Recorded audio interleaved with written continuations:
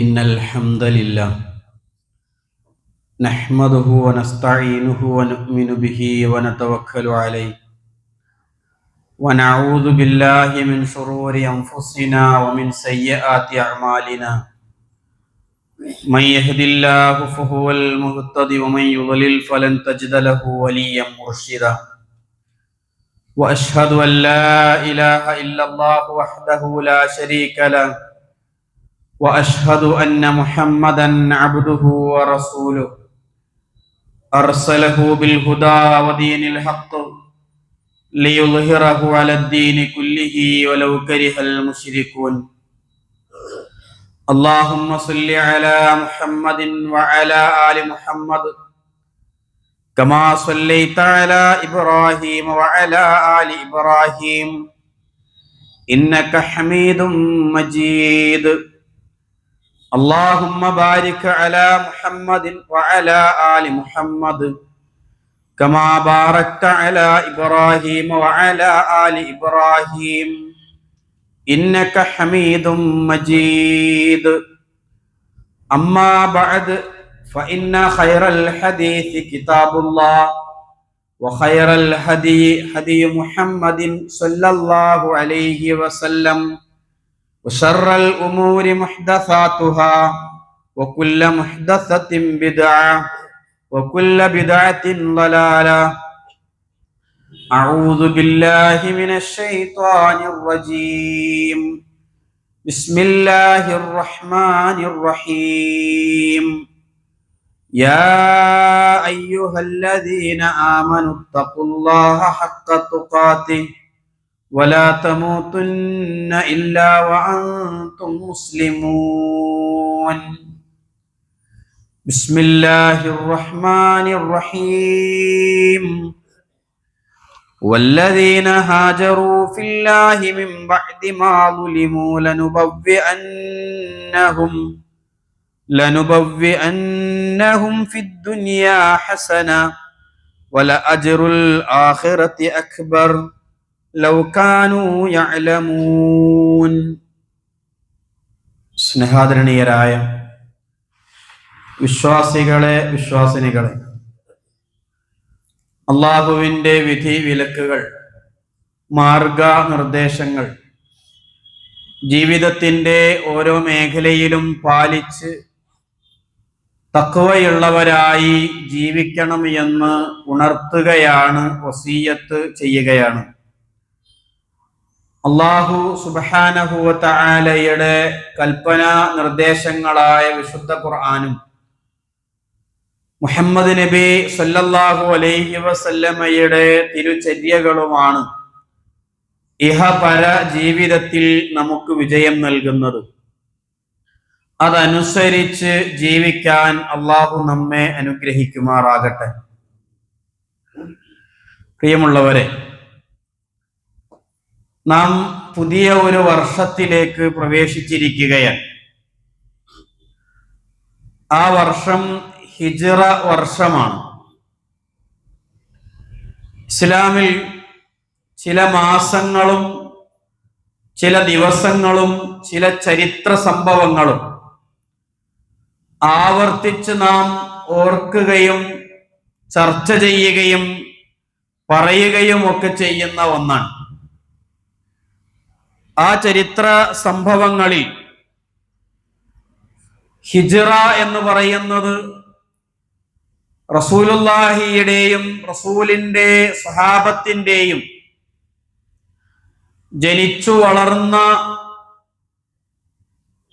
നാടും വീടും ഉണ്ടാക്കിയെടുത്തിട്ടുള്ള സമ്പത്തും സൗകര്യങ്ങളും കച്ചവടങ്ങളും കുടുംബങ്ങളും എല്ലാം ഉപേക്ഷിച്ചുകൊണ്ടുള്ള ഒരു പലായനമായിരുന്നു പ്രവാചകന്റേതും പ്രവാചകാനുയായികളുടേതും.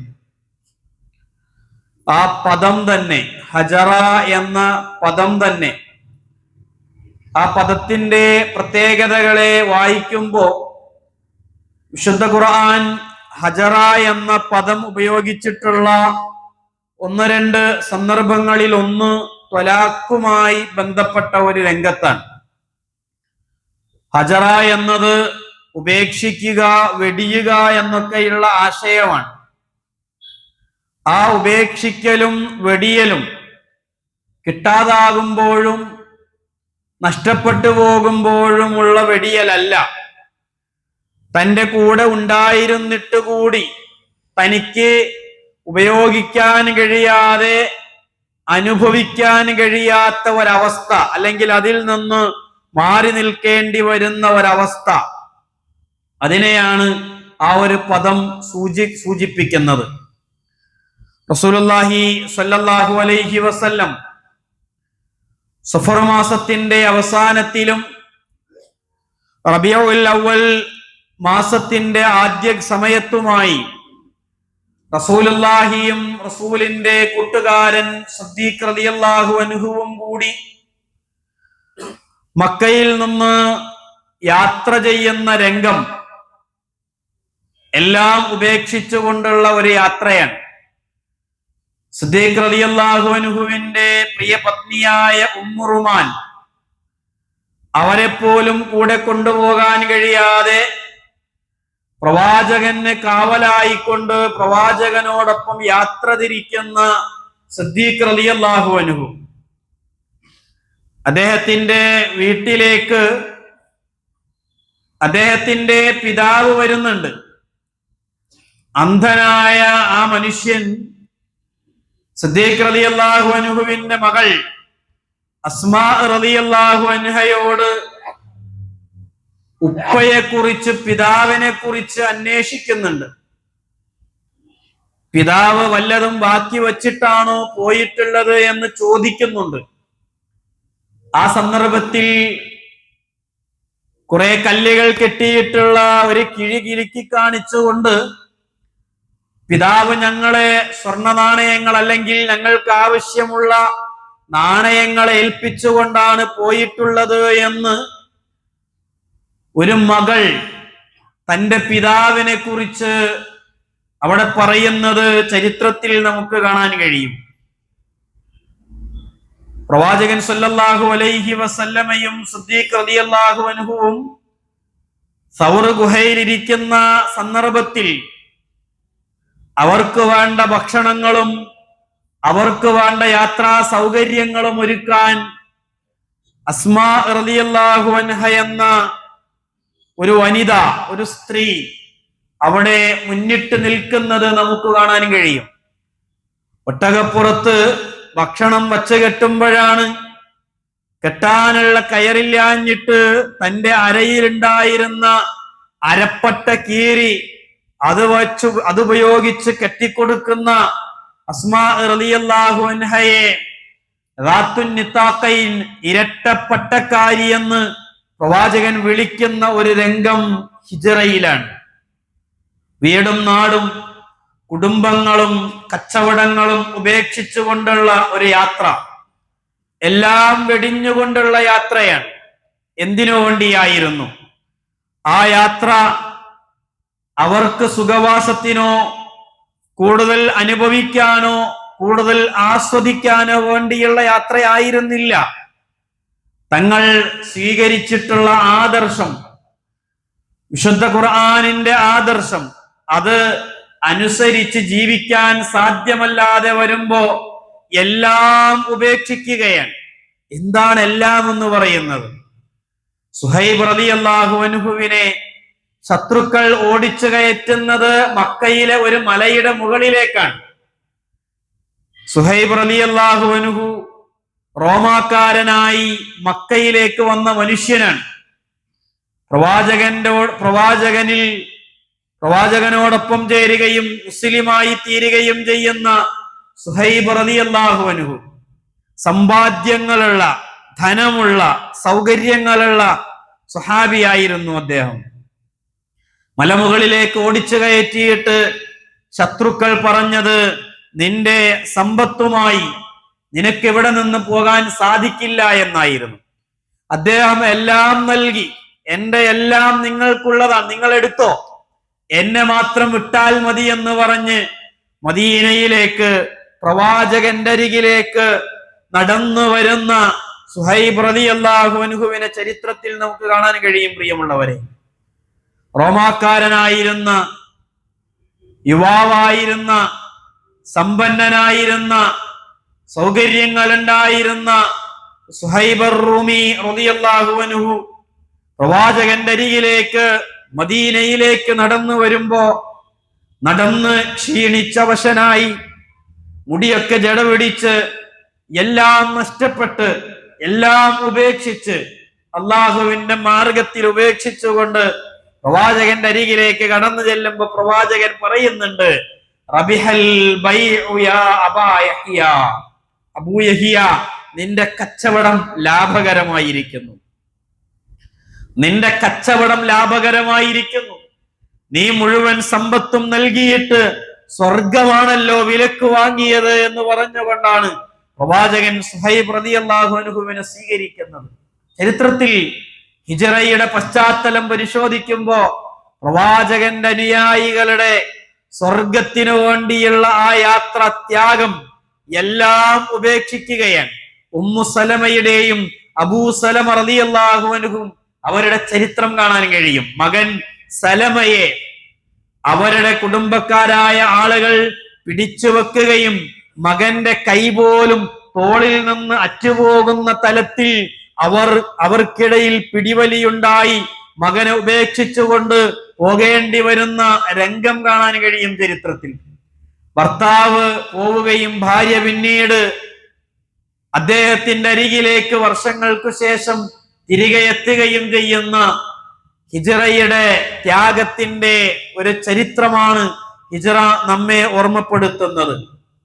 പ്രിയമുള്ളവരെ, ആധുനിക കാലഘട്ടത്തിൽ പ്രവാചകന് ഹിജ്റ പോയതിന്റെ ഫലമായി, പ്രവാചകാനുയായികൾ ത്യാഗം ചെയ്തതിന്റെ ഫലമായി, ഇസ്ലാമിന് പ്രചാരണം ലഭിച്ചതിന്റെ ഫലമായി മുസ്അബ് റളിയല്ലാഹു അൻഹുവിനെ പോലെയുള്ള, ഹംസ റളിയല്ലാഹു അൻഹുവിനെ പോലെയുള്ള, ഖബ്ബാബ് റളിയല്ലാഹു അൻഹുവിനെ പോലെയുള്ള, ഖുബൈബ് റളിയല്ലാഹു അൻഹുവിനെ പോലെയുള്ള, ഉമ്മു ഉമാറ റളിയല്ലാഹു അൻഹയെ പോലെയുള്ള ധീരരായ സ്വഹാബത്തിന്റെ ത്യാഗത്തിന്റെ ഫലമല്ലേ ഇസ്ലാം നാം ഇന്ന് അനുഭവിക്കുന്നത്? അവരുടെ നാട്, അവരുടെ വീട്, അവരുടെ കുടുംബം ഉപേക്ഷിക്കാൻ തയ്യാറായതിന്റെ ഫലമായി പ്രവാചകൻ സല്ലല്ലാഹു അലൈഹി വസല്ലമക്ക് ഹിജ്റയുടെ ഫലമായി അള്ളാഹു നൽകിയിട്ടുള്ള പ്രതിഫലങ്ങൾ, സൗകര്യങ്ങൾ വിശുദ്ധ ഖുർആൻ സൂറത്തുൻ നഹ്ലിന്റെ 41-ാമത്തെ വചനം, വല്ലദീന ഹാജറൂ ഫില്ലാഹി മിൻ ബഅദി മാ ദുലിമു, ആക്രമിക്കപ്പെട്ടതിനു ശേഷം അള്ളാഹുവിന്റെ മാർഗത്തിൽ ഹിജ്റ പോയിട്ടുള്ള ആളുകൾ, ലനുബവ്വിഅന്നഹും ഫിദ്ദുനിയാ ഹസന, ദുനിയാവിൽ അവർക്ക് സൗകര്യങ്ങൾ, താമസിക്കാനുള്ള സൗകര്യങ്ങൾ നൽകി എന്നതാണ്.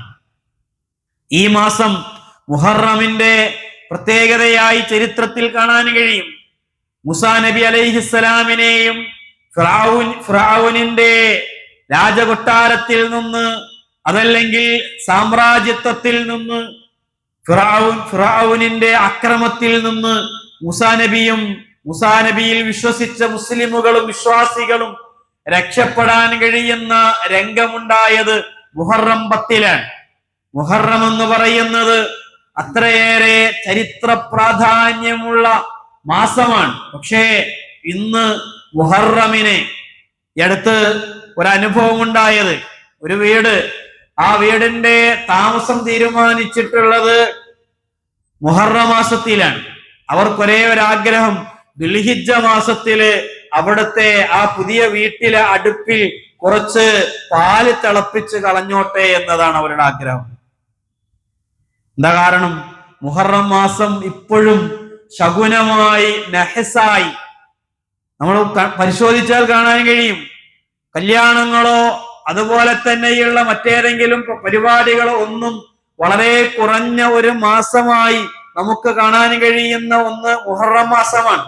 ഇപ്പോഴും അതിനെ ഒരു ശകുനമായി കണ്ടുകൊണ്ടിരിക്കുന്ന ആളുകളുണ്ട് എന്ന് പറയുന്നത് എത്രയേറെ വിവരമുള്ള, വൈജ്ഞാനികമായി ഉയർന്ന തലത്തിൽ ജീവിക്കുന്ന ആളുകളുള്ള ഒരു സമൂഹത്തിലാണ് അത് ആവർത്തിച്ചു കൊണ്ടിരിക്കുന്നത് എന്നതാണ്. എന്താണ്?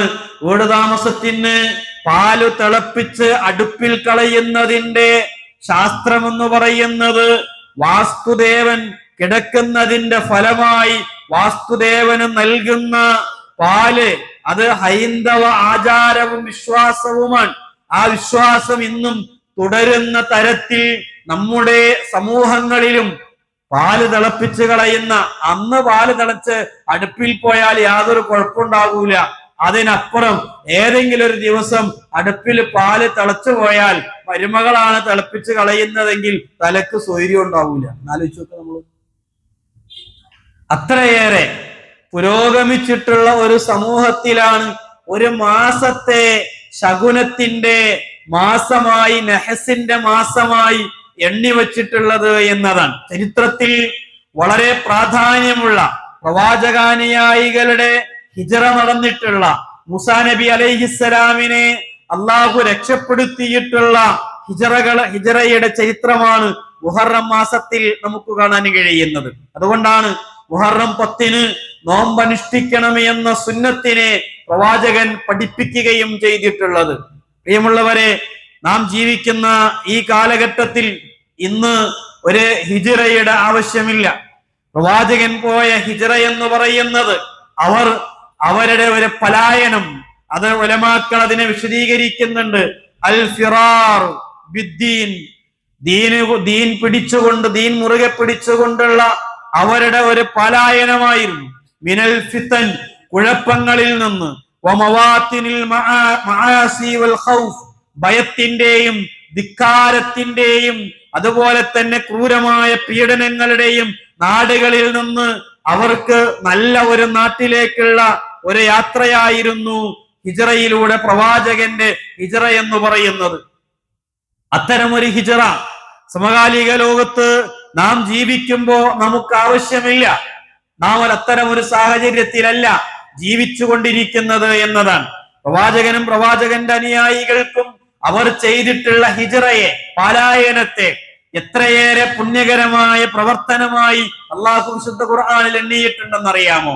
വല അജ്റുൽ ആഖിറതി അക്ബർ, ആ പരലോകത്തിന്റെ പ്രതിഫലമായി സൗകര്യമുള്ള ഒരു നാട്ടിലേക്ക്, മദീന എന്ന് പറയുന്ന അൻസാരികളുടെ നാട്ടിലേക്ക്, എല്ലാം നൽകാൻ തയ്യാറാകുന്ന ഒരു നാട്ടിലേക്ക് പ്രവാചകനെ അല്ലാഹു പറിച്ചു നടുകയായിരുന്നു എന്ന് വേണമെങ്കിൽ പറയാം. എല്ലാം നൽകാൻ തയ്യാറായ അൻസ്വാരികളായ സുഹാബത്തിന്റെ ഒരു നാട്, മക്കയിൽ നിന്ന് മുഹാജിറുകളായി കടന്നു വരുന്നവർക്ക് എല്ലാം നൽകാൻ തയ്യാറാകുന്ന ഒരു സമൂഹമായി മാറിയ അൻസാരികളെ വാർത്തെടുത്തത് മിസ്അബ് റളിയല്ലാഹു അൻഹുവിനെ പോലെയുള്ള സുഹാബത്തിന്റെ ഖുർആനിക ശിക്ഷണമാണ് എന്ന് പഠിച്ചാൽ നമുക്ക് മനസ്സിലാക്കാൻ കഴിയും. പ്രവാചകന്റെ അരികിലേക്ക് ഒന്നാം അഖബ ഉടമ്പടിയുടെ രംഗത്ത് യസ്രിബിൽ നിന്നുള്ള ആളുകൾ വരുന്നുണ്ട്. വിശ്വാസികളായ 12ഓളം വരുന്ന വിരലെണ്ണാവുന്ന ആളുകൾ. അവർ പ്രവാചകനോട് ആവശ്യപ്പെടുന്നത് ഖുർആൻ പഠിപ്പിക്കാൻ പറ്റുന്ന ഒരു അധ്യാപകനെ ഞങ്ങൾക്ക് അയച്ചു തരണമെന്നതായിരുന്നു. ആരാണ് തയ്യാറാവുക എന്ന് ചോദിക്കുമ്പോ മക്കയിലെ സുന്ദരനായ, സുമുഖനായ, സമ്പന്നനായ, സമയാസമയങ്ങളിൽ വസ്ത്രങ്ങൾ മാറിക്കൊണ്ടിരിക്കുന്ന, വിലപിടിപ്പുള്ള സുഗന്ധം ഉപയോഗിച്ചു കൊണ്ടിരുന്ന മിസ്അബ് ഇബ്നു ഉമൈർ റളിയല്ലാഹു അൻഹു എന്ന് പറയുന്ന യുവാവായിരുന്നു ആ ദൗത്യം ഏറ്റെടുത്തത് എന്ന് നമുക്ക് കാണാൻ കഴിയും. ഖുർആൻ പഠിപ്പിക്കാൻ തയ്യാറാകുന്ന ഒരു സമൂഹത്തെ പ്രവാചകൻ വാർത്തെടുത്തു എന്നതാണ്. ഖുർആൻ വായിക്കേണ്ട ഗ്രന്ഥമാണ്. ആ ഗ്രന്ഥമാണ്, ആ ഖുർആനാണ് യസ്രിബിൽ നിന്ന് രണ്ടാം അഖബ ഉടമ്പടിക്ക് വേണ്ടി പ്രവാചകന്റെ അരികിലേക്ക് വരുമ്പോ ആ സമൂഹത്തെ, പ്രവാചകരെ നിങ്ങളെ ഞങ്ങൾ സ്വീകരിച്ചു കൊള്ളാം, എല്ലാം നൽകാം, ഞങ്ങളുടെ ജീവൻ പോകുന്നത് വരെ നിങ്ങൾക്ക് ഞങ്ങൾ കാവൽ നൽകാമെന്ന് പറയുന്ന അൻസ്വാരികളായി പ്രവാചകന്റെ അനുയായികളായി മാറാൻ അവരെ പ്രാപ്തരാക്കിയത് വിശുദ്ധ ഖുർആനിന്റെ വചനങ്ങളായിരുന്നു. പ്രിയമുള്ളവരെ, എത്ര ആയത്തുകൾ ഇറങ്ങിയിട്ടുണ്ട്. നാം വിശുദ്ധ ഖുർആനിന്റെ അനുയായികളാണ്, ഖുർആൻ വായിക്കുന്നവരാണ്. ഖുർആനിന്റെ അക്ഷരങ്ങളുടെ വായനയുണ്ട്, ഖുർആനിന്റെ ആശയങ്ങളിലൂടെയുള്ള യാത്രയുണ്ട്, ഖുർആനിന്റെ പ്രാപഞ്ചിക സത്യങ്ങളിലൂടെയുള്ള വായനയുണ്ട്, ഖുർആനിന്റെ മനസ്സിലേക്ക് ഇറങ്ങിക്കൊണ്ടുള്ള ഖുർആനിനെ അറിയലുണ്ട്. എവിടെയാണ് ഞാനും നിങ്ങളും ഉള്ളത് എന്നത് നാം ആലോചിക്കേണ്ടതുണ്ട്. വിശുദ്ധ ഖുർആനും നമ്മളും തമ്മിലുള്ള ബന്ധം എന്താണ്? ആ ഖുർആനാണ് ആ സമൂഹത്തെ മാറ്റിയത്. എന്തുകൊണ്ടാണ്?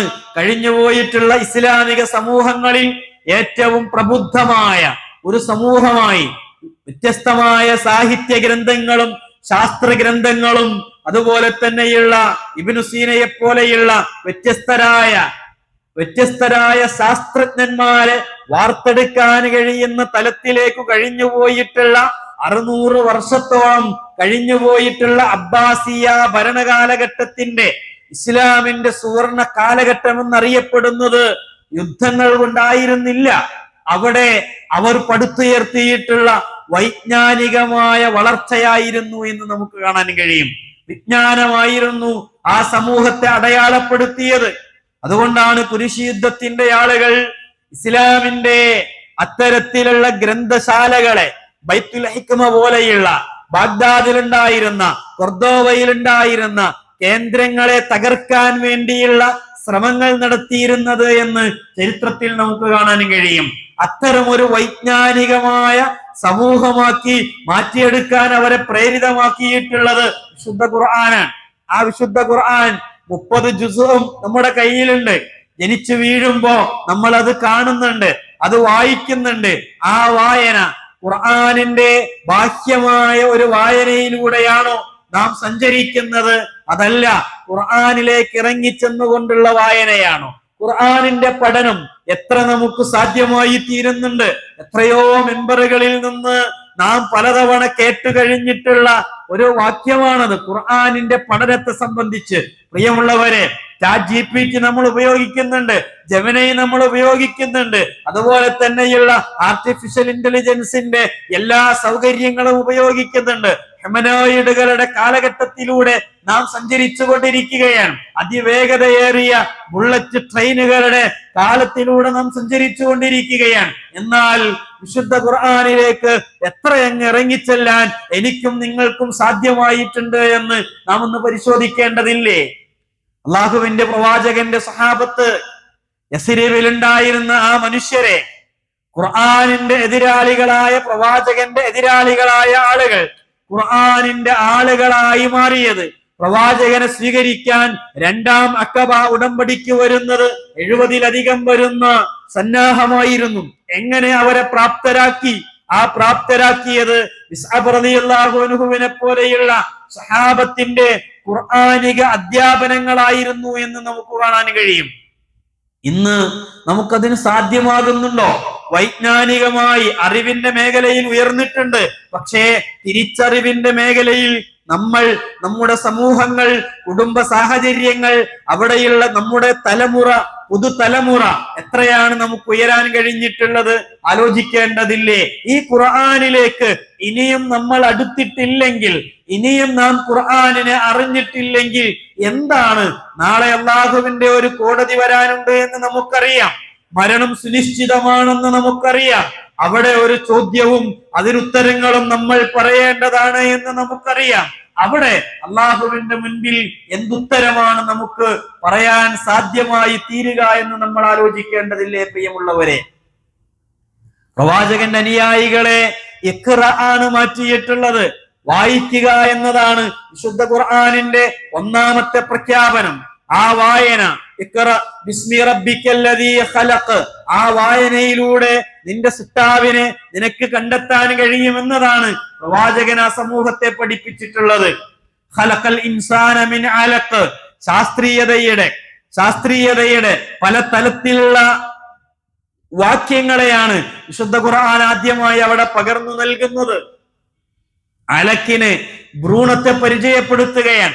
അല്ലമൽ ഇൻസാന മാ ലം യഅലം, മനുഷ്യൻ അറിയാത്തത്, മനുഷ്യൻ ഈ അടുത്ത് കണ്ടുപിടിച്ച ശാസ്ത്രീയ സത്യങ്ങളെ അന്നേ അല്ലാഹു സുബ്ഹാനഹു വ തആല ബോധ്യപ്പെടുത്തി കൊടുക്കുകയാണ്.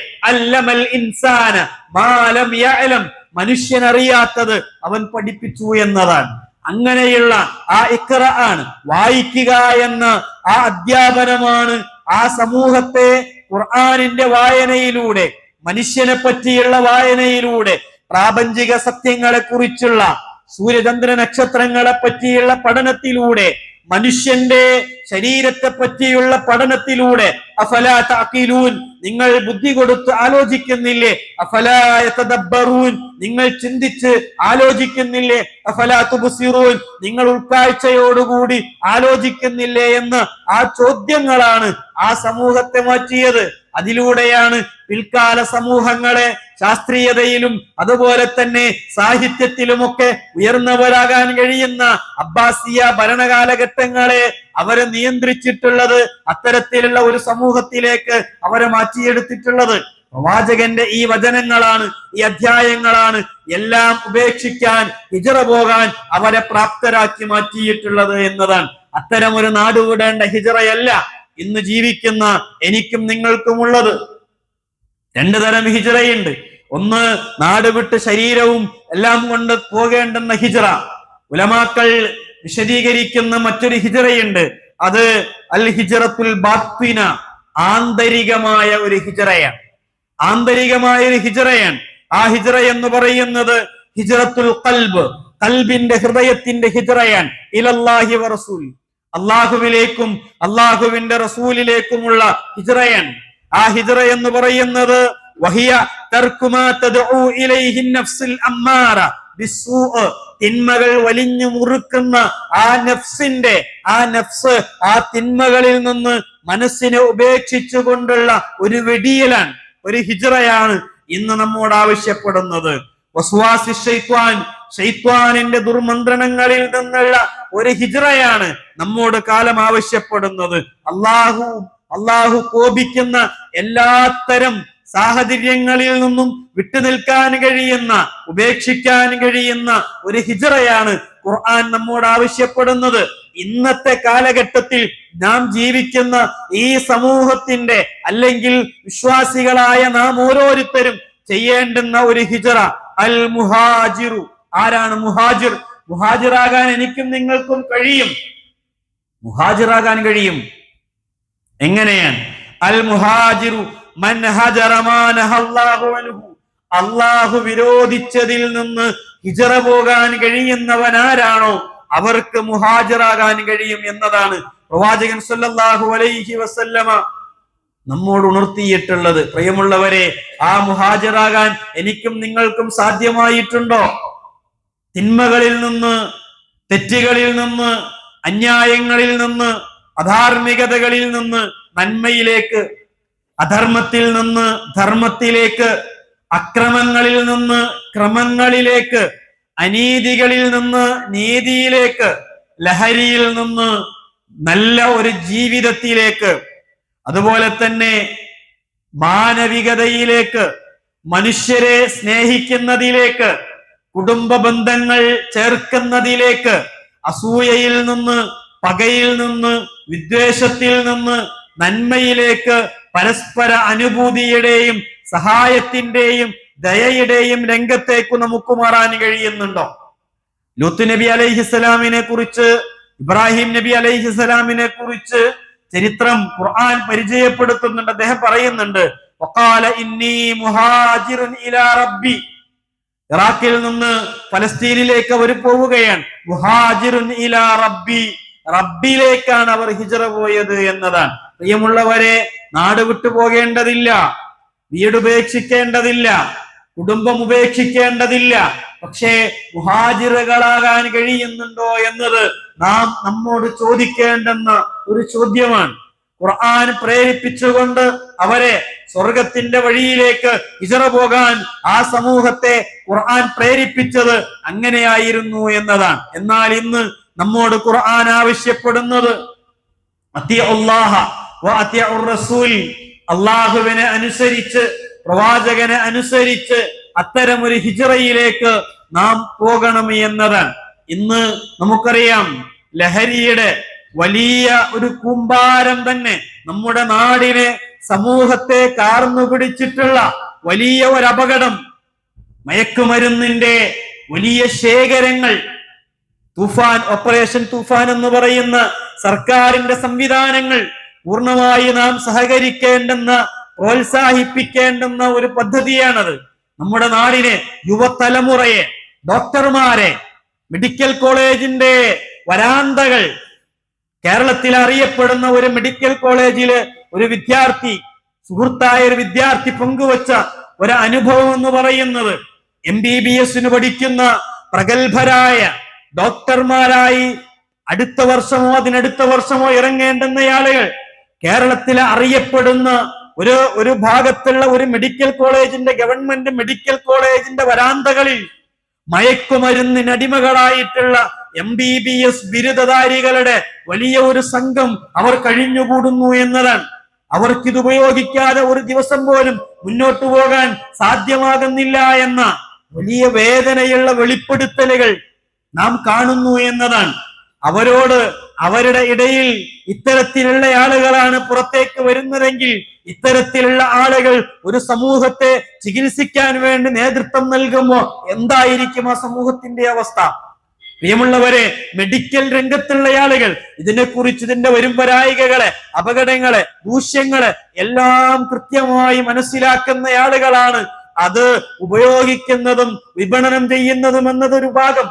അതിനേക്കാൾ അപകടകരം നമ്മുടെ പെൺമക്കൾ കോളേജുകളിലേക്ക്, വിദൂര വിദ്യാഭ്യാസ സ്ഥാപനങ്ങളിലേക്ക് പറഞ്ഞേക്കുന്ന മക്കൾ, അവർ ലഹരിയുടെ കാരിയർമാരായി പണം കിട്ടണം എങ്ങനെയെങ്കിലും, സമ്പത്ത് ഉണ്ടാക്കണം എങ്ങനെയെങ്കിലും എന്ന ലക്ഷ്യം വെച്ചുകൊണ്ട് ഇറങ്ങിത്തിരിക്കുന്ന വലിയ സങ്കടകരമായ കാഴ്ചകൾ കണ്ടുകൊണ്ടേയിരിക്കുകയാണ്. അറസ്റ്റ് ചെയ്യപ്പെടുന്നവരിൽ യുവതീ യുവാക്കളായിട്ടുള്ള എത്രയോ ആളുകൾ.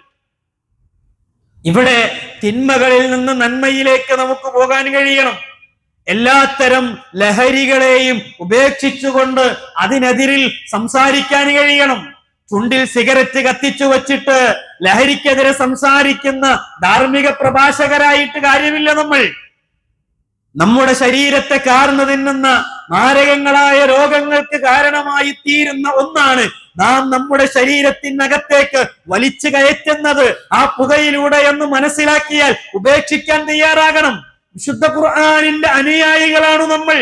എങ്ങനെയാണ് ഒരു തലമുറയോട് നിങ്ങൾ ലഹരി ഉപയോഗിക്കരുത് എന്ന് പറയാൻ കഴിയുക? ഭർത്താവ് ലഹരിയുടെ അല്ലെങ്കിൽ ഇത്തരത്തിലുള്ള ചെറിയ ചെറിയ സാധനങ്ങൾ ഉപയോഗിക്കുമ്പോ എങ്ങനെയാണ് തന്റെ മകനോട് നീ അത് ഉപയോഗിക്കരുത് എന്ന് ധൈര്യമായി പറയാൻ കഴിയുക? ആലോചിക്കേണ്ടതില്ലേ നമ്മൾ?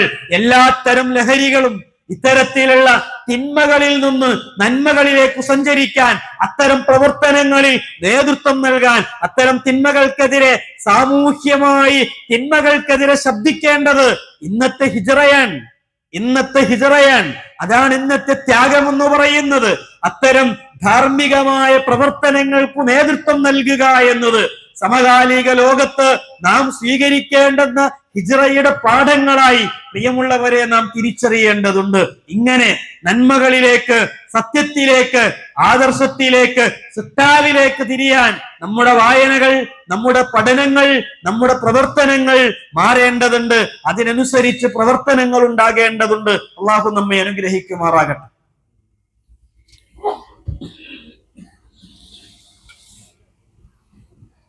അൽഹംദുലില്ലാഹി റബ്ബിൽ ആലമീൻ വസ്സലാത്തു വസ്സലാമു അലാ റസൂലിഹിൽ അമീൻ വഅലാ ആലിഹി വസഹ്ബിഹി അജ്മഈൻ. സ്നേഹാദരണീയരായ സഹോദരങ്ങളെ, സഹോദരിമാരെ, അള്ളാഹുവിനെ സൂക്ഷിച്ചു ജീവിക്കണം എന്ന് ഉണർത്തുകയാണ്, വസിയ്യത്ത് ചെയ്യുകയാണ്. അള്ളാഹു അതിന് നമ്മെ അനുഗ്രഹിക്കുമാറാകട്ടെ. ഞാൻ പറഞ്ഞു വച്ചത്, ചരിത്രത്തിലെ സുപ്രധാനമായ സംഭവങ്ങൾ നടന്നിട്ടുള്ള ഒരു മാസമാണ് മുഹറം. അതിലെ തന്നെ സുപ്രധാനമായ പ്രവാചകന്റെ യാത്ര നടന്നിട്ടുള്ള ഒരു രംഗം ഹിജ്റയുടേതാണ്. ഹിജ്റയാണ് മാസം കണക്കാക്കുന്നതിനു വേണ്ടി ഉമർ ഇബ്നുൽ ഖത്താബ് റളിയല്ലാഹു അൻഹുവിന്റെ കാലഘട്ടത്തിൽ തീരുമാനിക്കപ്പെട്ടതും ഹിജ്റയാണ്. ആ ഹിജ്റയെ അടിസ്ഥാനമാക്കിയാണ് ഹിജ്റ വർഷം എന്ന് നാം പറയാറുള്ളത്. അത്തരം ഒരു പുതിയ വർഷത്തിലേക്ക് കടന്നിരിക്കുകയാണ്. എന്താണ് നമ്മൾ ഒരുക്കിയിട്ടുള്ള നമ്മുടെ പ്ലാനുകൾ? ഒരു ന്യൂ ഇയറിനെ നമ്മൾ സ്വീകരിക്കുമ്പോൾ പലതരത്തിലുള്ള തീരുമാനങ്ങൾ എടുക്കാറുണ്ട്. ഒരു ഹിജ്റയുടെ പുതിയ വർഷത്തെ നമ്മൾ സ്വീകരിക്കുമ്പോൾ പ്രിയമുള്ളവരെ, എല്ലാ തിന്മകളിൽ നിന്നും, എല്ലാ തെറ്റുകളിൽ നിന്നും വിട്ടുനിൽക്കാനുള്ള, നമ്മുടെ പോക്കറ്റിൽ, അരയിൽ നാം തിരികെ വച്ചിട്ടുള്ള എല്ലാ സിഗരറ്റ് പാക്കുകളെയും അത്തരത്തിലുള്ള ലഹരികളെയും ഉപേക്ഷിക്കുക എന്ന ഒരു തീരുമാനം ഈ ഹിജറ വർഷാരംഭത്തിന്റെ സമയത്ത് നമുക്ക് എടുക്കാൻ കഴിയുമോ എന്ന് നമ്മൾ ആലോചിക്കേണ്ടതുണ്ട്. എത്ര തന്നെ അത്തരത്തിലുള്ള തിന്മകളോട് എതിർത്തു നിൽക്കാൻ, തിന്മകളെ ഒഴിവാക്കാൻ, വരുന്ന തലമുറയെ നന്മയിലേക്ക് മുന്നോട്ട് കൊണ്ടുപോകാനും അത്തരത്തിലുള്ള നന്മകളെ പകർന്നു കൊടുക്കാനും നമുക്ക് സാധ്യമായി തീരേണ്ടതുണ്ട്. പുതിയ ഒരു വർഷം ഇനി എത്രയുണ്ടെന്നറിയില്ല, ഇനി എത്ര സഞ്ചരിക്കാനുണ്ടെന്നറിയില്ല. കാലുകൾ ഖബറിലേക്കാണ് നാം വെച്ചുകൊണ്ടിരിക്കുന്നത്. കാലുകൾ, നമ്മുടെ വസ്ത്രങ്ങൾ കഫൻ പുടവയിലേക്കാണ് നാം മുന്നോട്ട് ധരിച്ചു കൊണ്ടിരിക്കുന്നത്. പ്രിയമുള്ളവരെ, വെള്ളം നാം ഉപയോഗിക്കുന്നത് മയ്യത്ത് കുളിപ്പിക്കുന്നതിലേക്കാണ്. ഇനി എത്രയുണ്ട് നടക്കാനെന്നറിയാത്ത രൂപത്തിൽ ജീവിക്കുകയാണ് നാം. ആ ഒരു വർഷം, പുതിയ വർഷം നമ്മിലേക്ക് കടന്നു വരുമ്പോ അള്ളാഹുവിലേക്ക് മടങ്ങാൻ നമുക്ക് സാധ്യമായി തീരേണ്ടതില്ലേ? മുഹാജിറുൻ ഇലാ റബ്ബി, എന്റെ റബ്ബിലേക്ക് ഞാൻ ഹിജറ പോവുകയാണ് എന്നത് പ്രിയമുള്ളവരെ പലതവണ ആവർത്തിച്ച ഒരു വാക്കാണ്. നമ്മൾ ആലോചിക്കുക, ഒരല്പസമയം അള്ളാഹുവിന്റെ മാർഗത്തിൽ മാറ്റിവെക്കാൻ നമുക്ക് കഴിയുന്നുണ്ടോ എന്ന് ആലോചിക്കുക. ജുമുഅയുടെ സമയം 12:40, 1:20 അവസാനിക്കുന്ന ജുമുഅ. നമുക്ക് എത്ര ആ സമയം പോലും അള്ളാഹുവിന്റെ മാർഗത്തിലേക്ക് മാറ്റിവെക്കാൻ സാധ്യമാകുന്നുണ്ടോ എന്ന് സ്വയം ഒരു ആലോചനക്ക് വേണ്ടി പറഞ്ഞു വെക്കുകയാണ്. അള്ളാഹു നമ്മെ നന്മയിലൂടെ മുന്നോട്ട് പോകാൻ അള്ളാഹു നമ്മെ അനുഗ്രഹിക്കുമാറാകട്ടെ. മുഅ്മിനുകളിൽ, മുത്തഖികളിൽ, മുസ്ലിമുകളിൽ, മുസ്ലിഹുകളിൽ അള്ളാഹു നമ്മെ ഉൾപ്പെടുത്തി അനുഗ്രഹിക്കുമാറാകട്ടെ. അള്ളാഹു ഞങ്ങളിൽ നിന്ന് വന്നുപോയിട്ടുള്ള തെറ്റുകളും കുറ്റങ്ങളും കുറവുകളും പോരായ്മകളും ഞങ്ങൾക്ക് പുറത്ത് മാപ്പാക്കി തരണമേ റഹ്മാനെ. അള്ളാഹു ഞങ്ങളെയും ഞങ്ങളുടെ കുടുംബങ്ങളെയും ഞങ്ങളുടെ ഇണകളെയും ഞങ്ങളുടെ മക്കളെയും അനുഗ്രഹിക്കണമേ റഹ്മാനെ. അള്ളാഹു നിന്റെ മാർഗത്തിൽ നല്ല തീരുമാനങ്ങൾ എടുക്കാൻ, ആ തീരുമാനങ്ങളിൽ ഉറച്ചു നിൽക്കാൻ ഞങ്ങളെ നീ അനുഗ്രഹിക്കണമേ റഹ്മാനെ. ലോകത്തിന്റെ വിവിധ നാടുകളിൽ പ്രയാസങ്ങൾ അനുഭവിക്കുന്നവർക്ക് സമാധാനം നൽകി അനുഗ്രഹിക്കണമേ റഹ്മാനെ. ഞങ്ങളുടെ മാതാപിതാക്കൾ ഉന്നതമായ സ്വർഗത്തിൽ അവരെ ഒരുമിച്ച് കൂട്ടി അനുഗ്രഹിക്കണമേ റഹ്മാനെ. اللهم اغفر للمؤمنين والمؤمنات والمسلمين والمسلمات والأحياء منهم والأموات إنك مجيب الدعوات يا قاضي الحاجات. اللهم أجرنا من النار. ربنا عليك توكلنا وإليك نبنا وإليك المصير. اللهم إنا نسألك الهدى والتقى والعفاف والغنى. ربنا تقبل منا إنك أنت السميع العليم وتب علينا إنك أنت التواب الرحيم. آمين برحمتك يا أرحم الراحمين. صلى الله على محمد وعلى آله وصحبه أجمعين.